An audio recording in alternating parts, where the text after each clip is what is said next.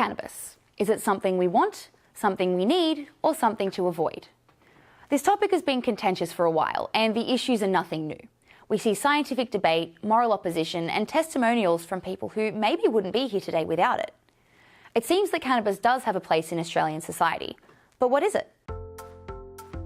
So there's two types of cannabis I'm talking about in the Australian context: medicinal and recreational. Medicinal cannabis is used to treat people suffering from certain conditions. It's popular with people with severe epilepsy, multiple sclerosis, and other terminal illnesses. According to the Australia Alcohol and Drug Foundation, medicinal cannabis is typically delivered in a liquid, pill, or aerosolized form, and it's known for its ability to alleviate immense pain and improve the quality of life of many people. It doesn't contain nearly as many of the psychoactive ingredients that make you high, and it's not recommended that you smoke it because it contains 50 of the same carcinogens as a regular cigarette, and we know that that's not good for health. Medicinal cannabis can have side effects like dizziness, drowsiness, and issues with thinking and memory, but at the same time, so do a lot of other prescription medications that are perfectly legal.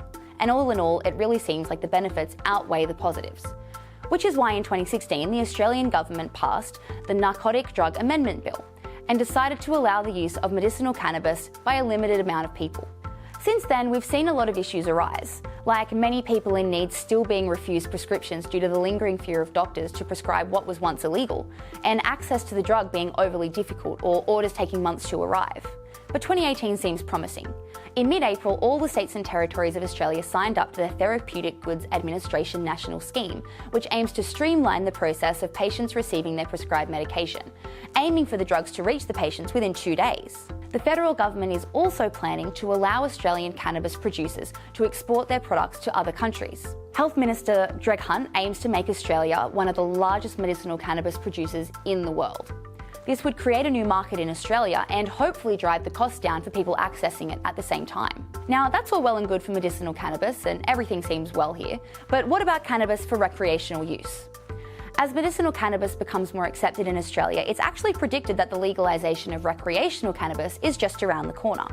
It seems to be the trend, as 8 US states have legalised recreational cannabis since medicinal cannabis was legalised, and Canada and Uruguay have followed the same path. New Zealand Prime Minister Jacinta Ardern has already promised to hold a referendum on the topic soon. Although the federal government has said that it doesn't have any plans to legalise it anytime soon, Health Minister Greg Hunt advised that it's actually up to each individual state and territory to decide. There's also still a lot of moral opposition to the idea by community groups, which will inevitably slow down the process. But in Australian society, things are definitely changing. The Australian Institute of Health and Welfare found that more Australians than ever support the legalisation of recreational cannabis, and the 2016 National Drug Strategy Household Survey found that fewer people support punishing those found to be in possession of the drug, preferring instead that they receive a caution or no punishment at all. As we can see, allowing cannabis to be used medicinally makes our perceptions of it change.